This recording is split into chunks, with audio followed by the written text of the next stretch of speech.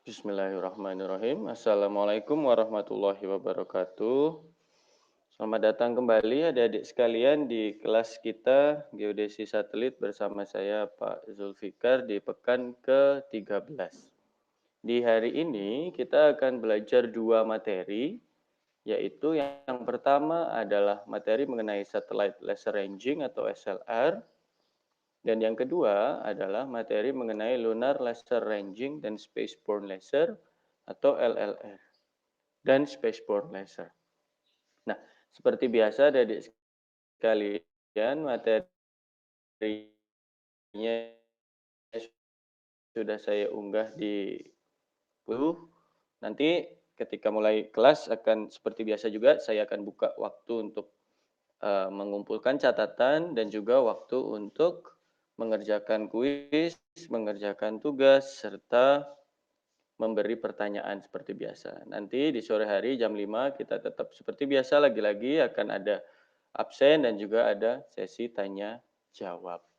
Itu saja, kita langsung masuk lanjut ke materi kita, yaitu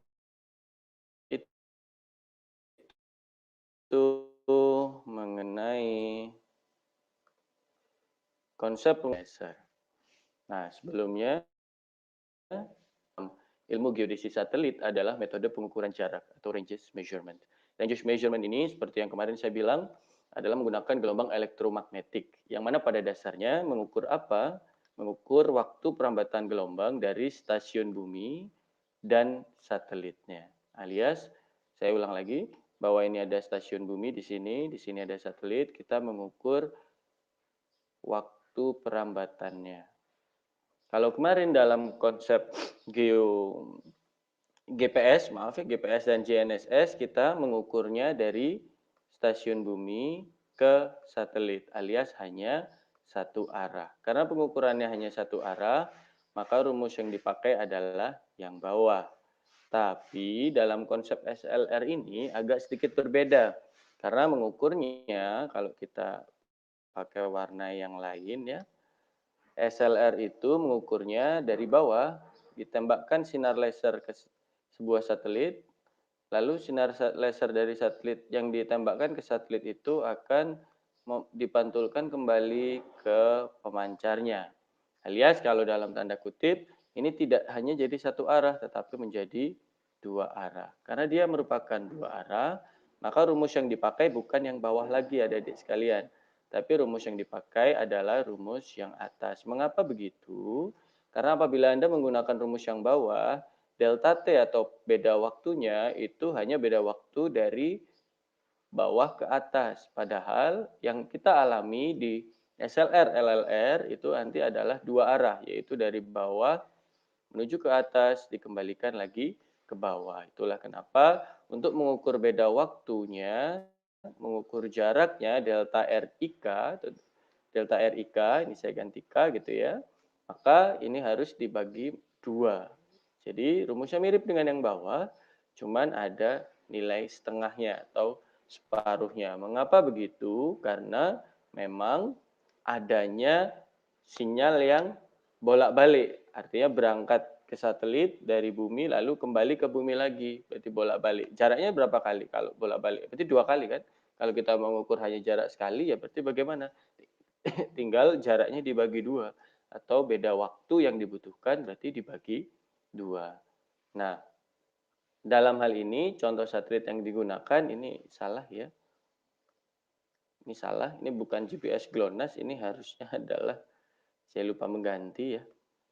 Ini harusnya kalau dalam konsep kita sekarang bukan GPS GLONASS, tapi contoh satelitnya adalah contoh satelit itu ada Lageos, lalu ada Ajisai. Mungkin ada yang masih ingat Ajisai itu ada menggunakan space optics seperti materi beberapa pekan lalu, 2 pekan lalu. Tetapi Ajisai juga dilengkapi oleh retroreflektor atau dilengkapi oleh sebuah cermin yang bisa memantulkan sinar lasernya. Itulah kenapa Lagios, Ajisai, dan beberapa satelit lain yang akan saya jelaskan di beberapa menit kemudian dari sekarang, itu merupakan salah satu contoh dari sistem SLR, LLR, ataupun Spaceborne Laser. Kita kembali ke sini. Nah, selanjutnya kita masuk ke materi yang pertama, yaitu Satellite Laser Ranging. Kalau dari kata definisi harfiahnya, maka kita bisa menyebutkan bahwa ranging, pengukuran jarak. Kita mau mengukur sebuah jarak menggunakan laser yang ditembakkan ke satelit. Artinya apa? Berarti satellite laser ranging merupakan sebuah sistem pengukuran jarak yang dilakukan oleh satelit, yang dilakukan oleh laser yang mana ditembakkan lasernya ke satelitnya. Ya. Dan ingat, dalam pengukuran menggunakan sinar laser atau dalam sistem SLR, waktu perjalanan adalah waktu yang ditempuh antara stasiun bumi, ini adalah stasiun bumi, dan satelit yang diamati. Alias jaraknya bolak-balik, karena dari bawah menuju ke atas satu jarak, ya kan? Lalu dari satelit memantulkan kembali ke bawah, berarti dua jarak. Itulah mengapa ini ada dibagi dua, atau kalau rumus yang sebelumnya, itu adalah setengah. Karena apa? Karena jaraknya itu ada dua, jarak berangkat dan jarak pulang. Nah, kalau kita ingin tahu satu jarak aja bagaimana caranya? Tinggal dibagi dua. Itulah mengapa rumus D, kalau kita bicara ini adalah D ya, jarak dari bumi menuju ke satelit, itu adalah D sama dengan delta T, alias waktu yang ditempuh dari berangkat. Ini berangkat, berarti ini mulai waktu 0, berangkat, dipantulkan, lalu kembali, ini adalah T gitu ya. Maka delta T adalah 0 sampai T, atau T1 sampai T2. Dikali C, C adalah kecepatan cahaya, yaitu 3 kali 10 pangkat 8 meter per sekon. Atau 3 kali 10 pangkat 5 kilometer per sekon. Maaf, salah membuka ini. Nah, penjelasan yang ini nanti akan saya coba jelaskan di beberapa slide setelah ini, agar Anda tidak bingung ini maksudnya apa ya, kok ada atomic clock, ada laser, dan sebagainya. Nah, ini adalah konsep SLR pada dasarnya. Nah, inilah ilustrasi skema pengukuran SLR. Jadi kalau Anda lihat di bagian kanan, adik-adik ya, ini ada sebuah observatorium. Observatorium atau kita sering bilang sebagai sebuah ground station atau stasiun bumi. Nah, stasiun bumi ini dengan teleskopnya itu akan memancarkan sinar laser. Kalau Anda lihat di sini lasernya warna hijau ya. Nah, sinar laser warna hijau ini itu nanti dipancarkan kemana? Dipancarkan ke arah sebuah satelit yang kita sudah tahu akan lewat. Jadi, ketika kita sudah tahu, oh 5 menit lagi satelit Lagios akan lewat pas di atas kepala kita. Nah, kita siapkan satelitnya di situ. Lalu nanti kalau udah, oh ini pas lewat. Nah, akhirnya kita mulai ukur jaraknya antara kita mulai pengukurannya, alias kita hitung mulai waktunya, lasernya ditembakkan ke atas, lalu nanti sampai di atas, lasernya akan dipantulkan oleh salah satu dari banyak cermin-cermin kecil yang ada di sini. Dan kalau Anda bingung ini cermin kecil terbuat dari apa, cermin kecil ini terbuat dari quartz atau kristal ya. Ini seperti diamond-diamond yang sangat banyak. Nah, diamond-diamond yang sangat banyak ini diapakan? Digunakan sebagai sebuah sarana untuk memantulkan sinyal atau laser dari bawah yang dipancarkan dari permukaan bumi atau ground station atau stasiun bumi tersebut. Jadi intinya ketika kita sudah tahu bahwa satelit ini tuh, oh ini mau lewat. Nah, mulai dihitung waktunya, sinar laser mulai ditembakkan, setelah sinar laser ditembakkan, nanti dipantulkan oleh salah satu dari retroreflektor yang ada di sini. Nah, setelah dipantulkan oleh retroreflektor yang ada di sini, apa yang terjadi? Dia akan kembali lagi dari atas gitu ya begini dan ditangkap oleh siapa? Ditangkap oleh teleskopnya.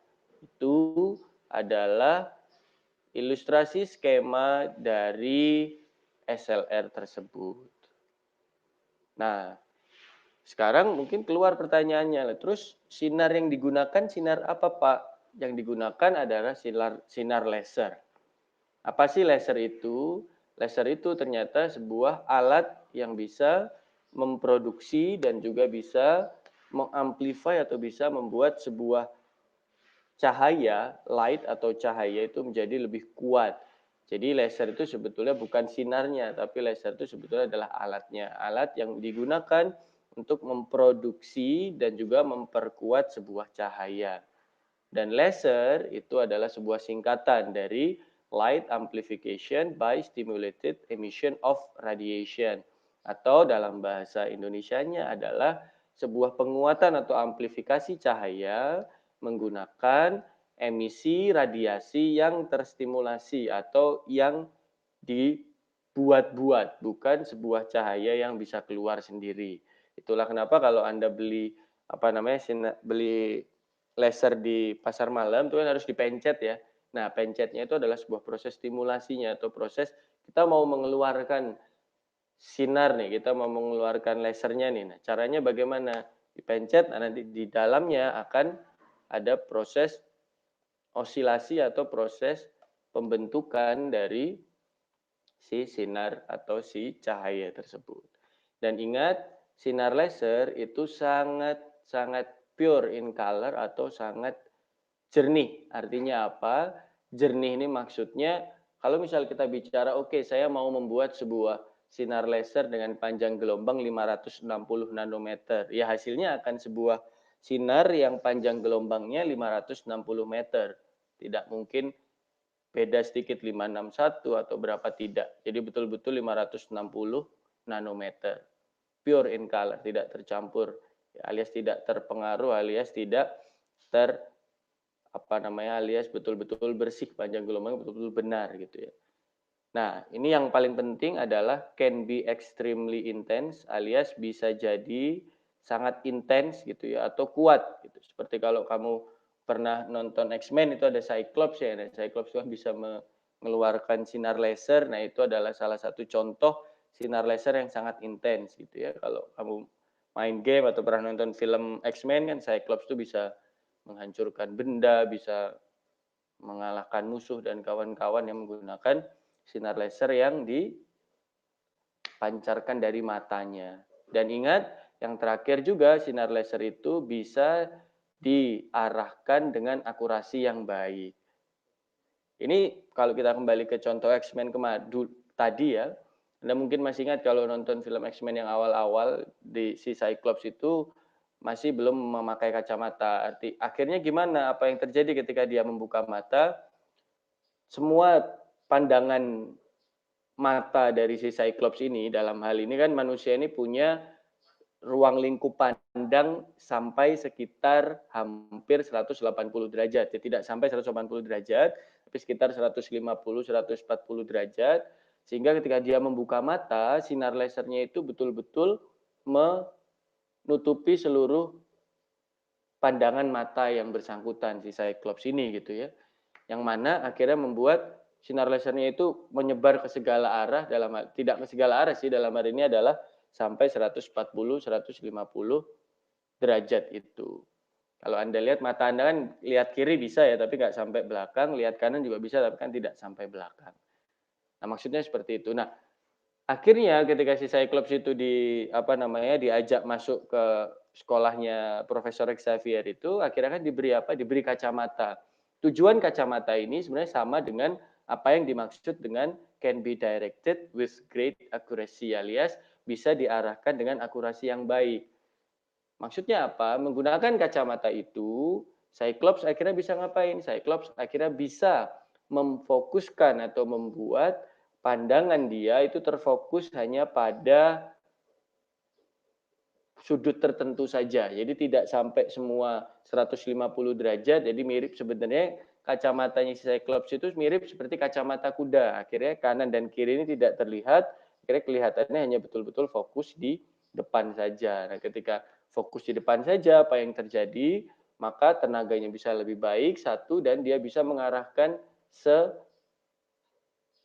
enak dia atau dia bisa mengarahkan sesuai dengan keinginan si Cyclops ini mau digelengkan ke kanan, digelengkan ke kiri, dinaikkan, dianggukkan ke atas ataupun dianggukkan ke bawah bisa. Alias sinar laser itu bisa diarahkan dengan mudah. Karena dia apa? Karena dia sangat intens dan dia sangat pure dalam gelombangnya sehingga kalau kita mau geser ke kanan ya dia akan ikut ke kanan sesuai dengan arah yang kita inginkan. Itulah kenapa sinar laser ini dipakai dalam SLR agar kita bisa mengarahkan, oh saya mau ngarahin lasernya agak ke kanan ya, bisa ngarahin agak ke kanan dan masih betul-betul fokus, tidak menyebar kemana-mana. Itu ya, dan laser ini banyak dipakai kalau Anda main ke Transmart atau Anda main ke apa namanya Indomaret itu kan sering pakai barcode reader ya, yang nanti kalau nanti barcode-nya dibaca bisa kelihatan harganya berapa. Nah, itu menggunakan teknologi sinar laser. Ataupun kalau menggunakan printer yang mahal yaitu printer laser yaitu sebetulnya apa namanya si kertas itu sebenarnya pada dasarnya dibakar atau dikasih sinar laser agar menjadi tulisan seperti itu. Dan terakhir, laser itu bisa dibuat untuk menghasilkan cahaya yang tidak hanya warna merah, hijau, atau biru, tapi bisa menghasilkan cahaya X-ray, bisa menghasilkan cahaya inframerah, dan yang lain-lain. Tapi ingat yang bisa kita lihat dengan mata hanyalah sinar merah, biru, atau hijau, dan yang ada di antaranya. Jadi itu, maksudnya laser adalah seperti itu. Saya cek dulu masih ada saya atau tidak masih. Nah, lanjut. Nah, inilah skema kerja. Coba jelaskan yang lebih dalam lagi. Kita ibaratkan kita sedang berada di sebuah area pemancar atau ada sebuah stasiun bumi. Nah, di stasiun bumi ini kita ingin memancarkan sebuah sinar laser ke si satelit. Pasti yang dipancarkan adalah sinar laser yang dibuat dari laser ini. Tapi laser ini tidak serta-merta, ayo kita mulai, langsung dia ngirimkan sinar saja tidak. Ketika dia memulai, let's say kita pencet ini tombol on begitu ya, maka mulai untuk memancarkan sinyalnya, dia juga mengirimkan informasi ke jam atom. Dan di informasi ini dia kirimkan, oh saya sekarang mulai bos. Agar apa? Agar penghitung selang waktu ini mulai menghitung countdown-nya atau menghitung waktunya. Alias mirip seperti kalau Anda pakai timer atau pakai stopwatch. Jam atom ini diibaratkan adalah sebuah stopwatch. Ya, sorry tulisannya tidak itu. Jam atom ini diibaratkan sebuah stopwatch. Ketika laser ini dipencet on, maka stopwatch di jam atom itu mulai juga berjalan. Plak, gitu ya. Nah, ketika dia mulai berjalan, dia akan menuju ke satelit. Setelah dipantulkan oleh satelit, dia akan diterima lagi nih oleh si teleskop nih. Nah, setelah diterima, akhirnya menggunakan sebuah alat yaitu pendeteksi sinyal atau electronic receiver atau penerima elektronik, dia bilang, oh ternyata sudah ternyata sinar yang kita harapkan sudah datang. Tolong stopwatch-nya dimatikan. Nah, jadi itulah kenapa ada garis ini, agar ketika pendeteksi sinyal itu mendeteksi sinyal kembalian atau balikan dari si satelitnya, maka si jam atom ini diinstruksikan untuk menghentikan stopwatch dia gitu ya. Jadi laser ini digunakan untuk menghidupkan atau memulai stopwatch-nya setelah menerima sinyal kembalian dari satelit. Si pendeteksi sinyal ini digunakan untuk apain? Untuk mematikan stopwatch-nya. Nah, setelah stopwatch dimatikan, apa yang didapatkan? Selang waktunya. Waktu ketika dihidupkan, waktu ketika laser mulai tembak, dan waktu ketika sinyal ada yang diterima. Nah, selang waktu ini lalu disimpan ke sebuah komputer untuk menjadi data. Selain itu yang disimpan oleh komputer juga adalah, balikan dari si sinyalnya itu seberapa besar sih? Oh segini. Nah ini disimpan oleh si komputer tersebut. Jadi yang disimpan di komputer itu ada dua data. Yang pertama adalah apa? Saya ganti dulu warnanya. Yang pertama adalah informasi selang waktu dari laser ini mulai dipancarkan atau ketika stopwatch itu disuruh jalan oleh si tombol on dan ketika stopwatch ini disuruh berhenti atau dipencet tombol off-nya oleh si pendeteksi sinyalnya. Ini adalah data pertama yang disimpan. Data kedua yang disimpan adalah seberapa besar hamburan atau balikan dari si sinar laser tersebut yang diterima oleh si pendeteksi sinyal ini. Jadi dua yang disimpan ya. Yang pertama adalah saya ulangi selang waktunya, yang kedua adalah yang disimpan berapa besar sinyal yang diterima. Nah, bagian terakhir prediksi orbit dan kontrol ini digunakan untuk apa? Untuk menghadang si satelitnya. Jadi ingat tadi kan di awal saya bilang bahwa si teleskop ini tahu, oh 5 menit lagi satelit akan lewat pas di atas saya. Nah, itu yang menghitung siapa? Yang menghitung adalah sebuah alat kecil yang ada di dalam sistem SLR-nya, yaitu namanya Orbit Prediction and Control, yang digunakan untuk mengontrol gerak dari si teleskopnya beserta dengan bisa memprediksi orbit dari satelitnya. Jadi semuanya ini bergerak bersama-sama untuk nantinya bisa menentukan berapa besar selang waktu dari tombol on dipencet gitu ya, dari laser dipancarkan sampai tombol off-nya terpencet gara-gara pendeteksi sinyal sudah menerima sinyal hamburan atau balikan dari si satelitnya tersebut. Jadi konsepnya seperti itu ya. Laser on, jam waktu mulai, satelit di sinar ke satelit, satelit mengirimkan ke satelit memantulkan, diterima lagi oleh teleskop, akhirnya pendeteksi sinyal bilang, oke sudah ada yang saya terima, tolong di stop jam atomnya. Akhirnya penghitung selang waktunya di stop. Nah, dua informasi itu disimpan selang waktunya berapa besar sinyal yang diterima berapa ke sebuah data komputer. Nah, biar nanti menghadangnya pas, itu dihitung pakai prediksi orbit dan kontrol dari si sistem bumi ini. Begitu adik-adik sekalian. Nah, ini pada dasarnya adalah penjelasan lebih dalam ya, yaitu bahwa dalam pengukuran jaraknya itu ini ada laser beam berangkat lalu dipantulkan pulang. Dan harus dihadang dulu. Oh, saya prediksi 5 menit lagi akan lewat di sini. Nah, oleh si orbit control tadi ya, orbit determination and control tadi akhirnya sudah diarahkan ke sini sebelum si satelitnya itu lewat. Nah, ketika satelitnya lewat, dia secara pelan-pelan akan mengikuti si satelit itu agar mendapatkan banyak pengukuran. Nah, dari situ apabila kita mengetahui posisi dari satelit, maka kita nantinya bisa mengetahui posisi dari buminya. Itu tujuan pertama dari SLR, yaitu mengetahui posisi dari buminya apabila posisi satelit diketahui. Nah, selanjutnya pemancar laser yang digunakan itu biasanya menggunakan laser ND-YAG atau neodymium Ethereum garnet gitu ya, yang membuat dia memiliki sinar laser warna hijau dengan panjang gelombang sangat pas yaitu 532 nanometer dengan pulsa yang sangat pendek alias panjang gelombangnya pendek. Sorry kok panjang gelombangnya dengan satu puls 532 nanometer itu panjang gelombangnya, satu panjang gelombangnya, tapi panjang dari si pulsanya atau pulse-nya itu hanya 30 sampai 200 pikosekon. PS itu adalah pikosekon ya. Serta frekuensinya adalah 5 sampai 10 Hz. Atau dalam arti dalam waktu 1 detik ada 5 sampai 10 pulsa yang dikeluarkan.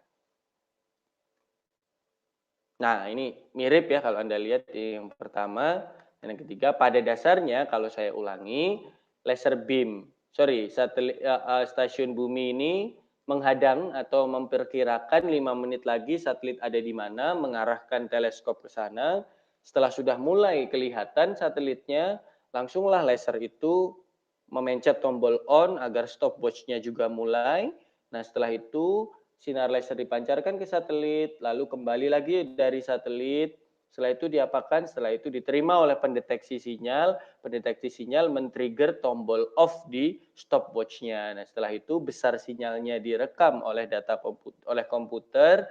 Berapa lama waktu yang dibutuhkan juga direkam oleh komputer. Itu adalah konsep dasar dari apa itu SLR, adik-adik sekalian. Nah, ini saya lanjutkan. Sistem laser yang dipakai mulai dari generasi 1 sampai sekarang generasi 4 itu jelas akan semakin maju. Maksudnya gimana? Di generasi 1 dulu panjang pulsanya itu 10 sampai 40 nanosekon. Ketelitian jaraknya hanya 1 sampai 6 meter saja. Jadi masih sangat-sangat kurang teliti. Nah, generasi 2 itu sudah lebih baik, panjang pulse-nya itu 2 sampai 5 nanosekon, ketelitian jaraknya 0,3 sampai 1 meter. Dan dia bisa menganalisis pulse-nya atau pulsanya yang baik. Jadi sinyal pendeteksi sinyal itu bisa mendeteksi tidak hanya kalau pulsanya banyak, hanya ada satu pulsa saja yang sudah bisa diterima itu sudah langsung dipencet off alias sudah bisa menerima pulsa yang betul-betul kecil panjangnya. Nah, di generasi 3 itu bahkan lebih kecil lagi, 0,1 sampai 0,2 nanosekon alias 1 sampai 2 pikosekon. Yang mana ketelitian jaraknya sampai ke 1 sampai 3 cm. Jadi ketelitian jaraknya semakin baik mulai dari 6 meter, 1 meter sampai sekarang sampai sentimeter. Nah, ini slide di tahun 97. Saya sudah menemukan bahwa ternyata di tahun 2010-an generasi keempat itu sudah mulai ada yang mana akurasinya itu 1 sampai 33 mm dan sekarang sinar lasernya itu aman oleh mata alias lawan terbesar dari SLR ini selain cuaca karena laser itu tidak bisa menembus awan itu adalah pilot atau pesawat terbang. Apabila pesawat terbang zaman dulu, maaf ya, apabila pilot pesawat terbang zaman dulu itu terbang di atas sebuah sistem SLR, maka dia akan terganggu matanya dan besar kemungkinan bisa jadi jatuh satelit pesawatnya gara-gara terganggu tadi, gara-gara tiba-tiba terganggu langsung dibelokkan ke kanan, belokkan ke kiri, akhirnya tidak stabil jatuh.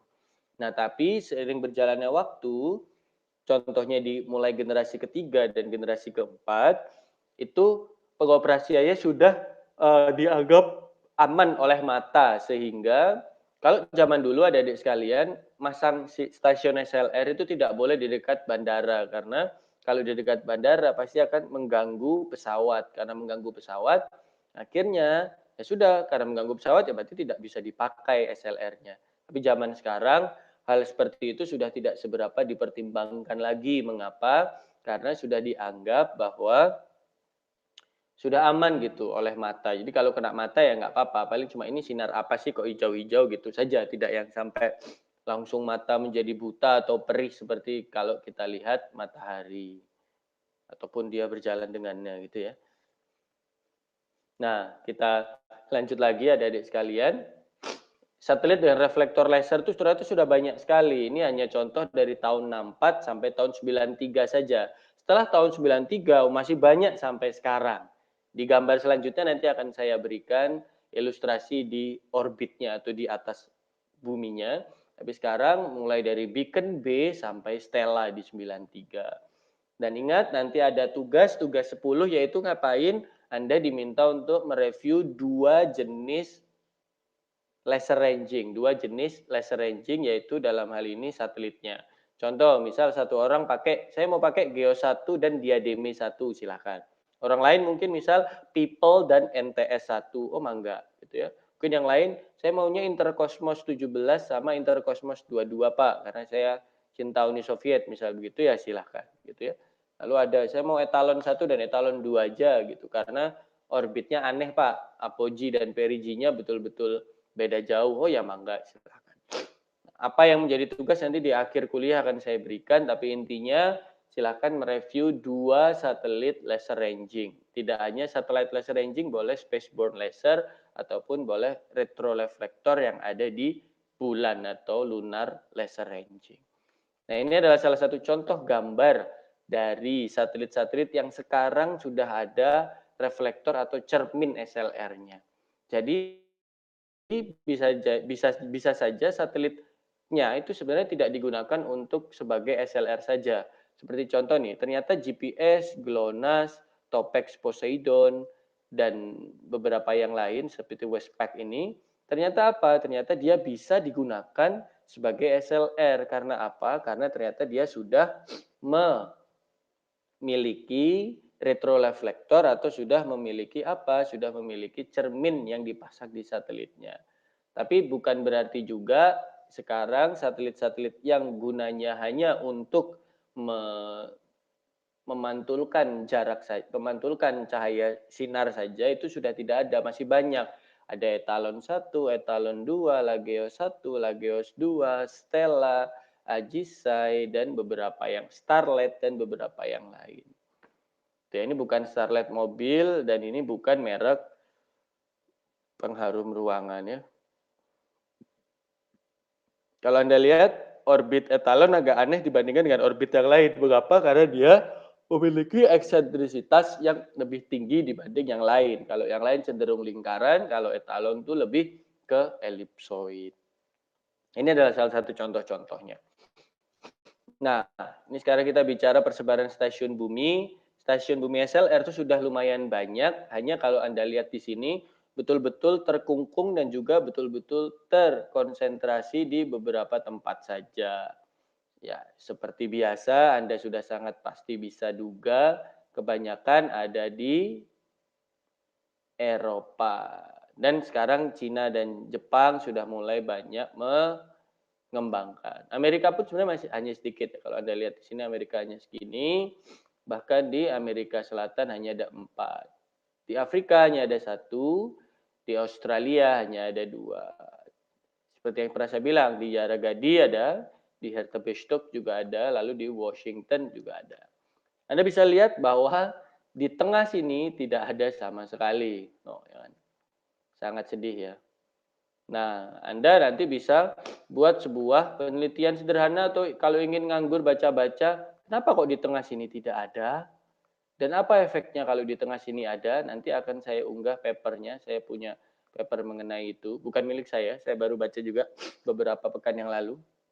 Tapi itu bagus sekali bilang bahwa kalau ingin punya network yang bagus atau jaringan SLR yang bagus, kita harus masang sebuah tempat di ekuator. Nah, ITERA kemarin ada rencana untuk masang di Oail, tapi karena Oailnya juga tidak jadi ya, berarti akhirnya rencana itu harus di shelf atau harus dimasukkan ke laci lagi. Entah kapan kita bisa memikirkan. Ya, semoga suatu saat ketika Anda sudah menjadi seorang geomatikawan, suatu saat nanti kita juga dalam proses untuk membangun stasiun bumi di dekat kita. Kalau bisa di Lampung baik, atau mungkin di Biak, atau mungkin di Cibinong. Nah, itu tergantung dengan pemilik dana dalam hal ini adalah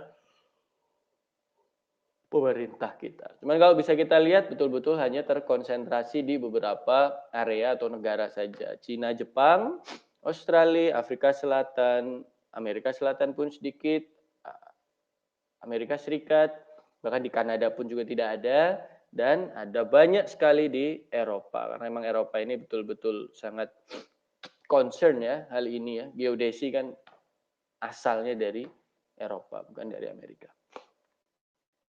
Nah, contoh-contoh stasiun SLR itu ada TLRS di Peru, ada HOLAS di Hawaii, lalu ada MOBLAS ada di Maryland, bisa di California, ada Yarragaddi, ada di Tahiti, ataupun di South Africa di Hertebestok tadi. Ya, MLRS juga ada di Texas atau di University of Texas. Itu ada MLRS. Kita lanjut adik-adik sekalian. Sudah jam segini, semoga selesai.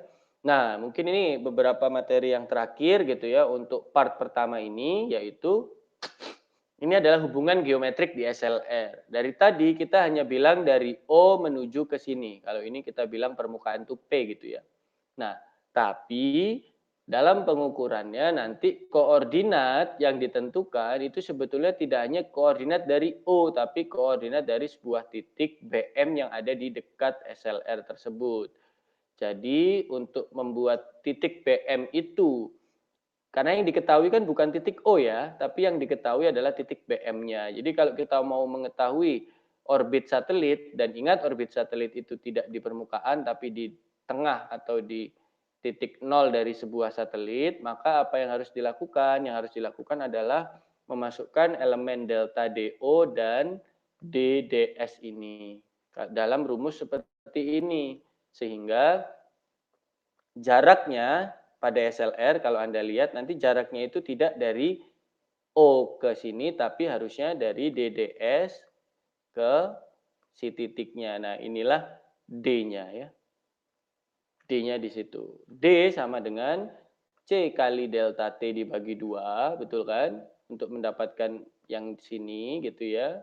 Lalu ditambah dengan delta DO agar nanti tidak dari sini ke sini, tidak dari P ke O tapi berubah dari P menjadi ke titik, ya kan? Kalau Anda lihat berarti nanti saya kasih warna apa ya? Putih nah biar kelihatan.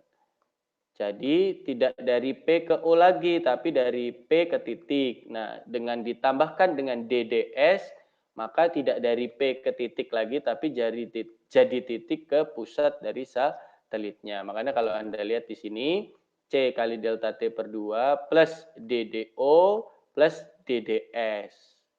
DDO adalah jarak atau koreksi eksentrisitas di tanah dari O menuju ke titik, lalu ada DDS itu adalah koreksi eksentrisitas di satelit dari permukaan masuk ke dalam pusat dari si satelitnya gini ya. Lalu ditambah dengan delta DDB dan delta DDR. Apa sih DDB dan DDR? DDB adalah delay sinyal di sistem tanah atau di ground system. Nanti akan saya jelaskan di satu slide selanjutnya. DDR itu adalah koreksi refraksi atau pembiasan apa namanya sinar gelombang, sinar lasernya akibat apa? Akibat atmosfer ataupun akibat kelengkungan muka bumi dan ditambah kesalahan random. Jadi pengamatan jaraknya itu kita pingin dari pusat sini ke sini. Tapi yang kita ukur bukan situ, yang kita ukur warna putih sebenarnya kurang bagus. Yang kita ukur ternyata awalnya hanya dari P ke O. Itulah kenapa kita perlu merubah O ke titik, kita perlu merubah P ke pusat si satelitnya. Itu adik-adik sekalian. Nah, ini maksudnya tadi kan ada yang namanya delta DB ya atau DDB, ini adalah delay sinyal di sistem tanah. Itu maksudnya apa? Ternyata adik-adik sekalian, sistem dari SLR itu karena keterbatasan dari elektronikanya, ketika kita mencet tombol on, ada starting pulse, itu ternyata tidak langsung jalan. Ada yang namanya laser delay. Jadi dia seperti memanaskan diri dulu, baru nanti dikeluarkan. Jadi ada delay atau ada nge-lag atau ada jeda antara kamu mencet tombol dengan pulsanya dikeluarkan. Dalam hal ini namanya adalah delay laser yang besarnya biasanya 20 milisekon. Jadi ini ketika kita mencet tombol on. Ada delay dulu, ada jeda dulu sebelum si sinyal itu betul-betul dikeluarkan. Namanya adalah delay laser. Dan ternyata ada juga namanya laser jitter. Laser jitter ini apa? Ketidakpastian atau ketidakkonsistenan. Bisa jadi delaynya itu memang 20 milisekon, tapi dia mulai jalan tuh bisa jadi kurang lebih memiliki jarak 1 nanosekon di antara keluaran 1 dan keluaran 2. Maksudnya apa? Maksudnya adalah begini, Anda punya laser. Laser Anda pencet di T kosong. Harapan Anda ketika laser Anda pencet, langsung seketika itu juga sinar mulai jalan kan? Tapi pada dasarnya tidak bisa seperti itu. Ketika Anda mulai mencet, maka nanti ada delay dulu sekitar 20 milisekon untuk ngapain? Untuk si lasernya ini mulai berjalan. Jadi Anda mencet, nunggu 20 milisekon, sinar lasernya baru jalan. Nah, tapi selain nunggu 20 milisekon, bisa jadi ada plus minus dari 20 milisekon itu 1 nanosekon karena adanya laser jitter atau adanya ketidakkonsistenan dari si lasernya. Paham maksudnya ya? Mirip kayak kamu kalau lagi dicubit temenmu kan nggak ketika dicubit langsung sakit kan nggak ya? Langsung teriak kan nggak? Ada delay dulu untuk merasakan sakitnya, nah baru aduh gitu ya. Dan bisa jadi antara satu orang dengan orang yang lain beda waktu reaksinya. Mungkin gara-gara dia banyak pikiran mau dicubit 5 menit juga nggak kerasa tapi lama-lama sakit gitu ya. Atau bisa karena dia saking sensitifnya disentuh aja sudah teriak-teriak. Seperti itu beda ya. Delay itu namanya adalah delay laser dan laser jitter. Delay lasernya 20 milisekund dari mencet tombol on, laser jitternya 1 nanosekund dari mulainya si pulsa laser, yaitu setelah 20 milisekund tersebut. Nah ini terakhir ya kalau Anda lihat, tinggal beberapa slide lagi, bahwa pulsa yang dipancarkan itu betul-betul sempurna, karena kita tadi sama-sama tahu bahwa sinar laser SLR itu sangat-sangat pure atau bersih, alias tidak ada gangguan apapun. Tapi ternyata pulsa yang diterima kok nggak begini Pak? Iya, karena dia mengalami beberapa gangguan. Apa gangguannya? Gangguannya karena pengaruh atmosfer, ada superposisi sinyal-sinyal refleksi dari reflektor yang nggak cuma satu. Kalau Anda lihat Lagios tuh kristalnya banyak ya, seperti mata lalat, jadi bisa jadi antara satu reflektor dan reflektor yang lain itu bergabung, bersuperposisi dan membuat refleksinya itu menjadi tidak lebih sempurna. Dan bisa ada gerakan reflektif antara pemancar dan reflektor. Ini memang sangat-sangat kecil gerakannya ya, karena saking cepatnya si sinar lasernya, tapi tetap ada yang namanya ada percepatan dan kecepatan. Perbedaan itu membuat adanya Doppler, sedikit sekali tapi Doppler shift. Akhirnya apa? Bentuk balikannya tidak bagus seperti ini, tapi begini ya. Nah, seperti yang digambar. Nah, ini adalah contoh dari titik normal, atau kita misal, oke, saya punya kembalian ini Pak, ternyata yang kok jelek begini ya kembaliannya. Nah, saya mau menentukan mana sih puncak saya, apakah di sini, ataukah di sini. Nah, caranya adalah menggunakan konsep titik normal ini. Titik normal atau DNP1 itu merupakan DO1 atau titik yang diterima balikan normalnya dikurangi FR1 dan FR1 ini, alias dikurangi puncak-puncak yang harusnya didapatkan kalau datanya itu normal, kalau Anda lihat ya. Jadi NP itu ada di tengah sini. Nah, ini adalah perkembangan aplikasi SAR. Dulu di tahun 65 ketelitiannya 3 meter, itu cuma buat gravity field saja. Tapi sekarang ketelitiannya bisa sampai 1 dan 3 mm itu digunakan untuk menentukan parameter Earth orientation atau parameter rotasi bumi dan bagaimana melihat deformasi dari sebuah tempat.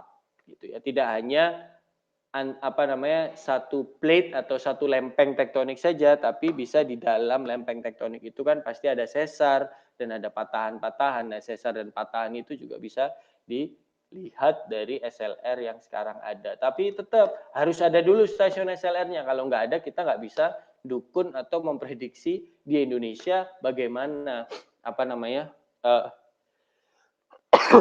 alhamdulillah deformasinya bagaimana, kan tidak bisa begitu.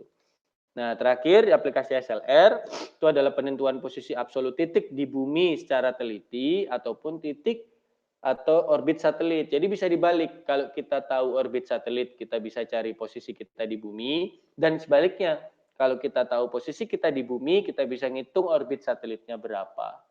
Bisa nentuin orbit satelit, bisa nentuin orientasi bumi, bisa untuk medan gaya berat, bisa untuk melihat dinamika kerak atau dinamika lempeng, dan juga bisa menentukan pusat bumi itu bagaimana, ada di mana, dan terakhir menentukan nilai koefisien gravitasi atau GM. Itu saja adik-adik sekalian, materi sementara sudah selesai. Kuliahnya saya sekiankan sampai di sini dulu. Sampai jumpa 1-2 menit lagi di bagian kedua, yaitu di bagian Lunar Laser Ranging dan Spaceborne Laser. Sekian, terima kasih. Assalamualaikum warahmatullahi wabarakatuh.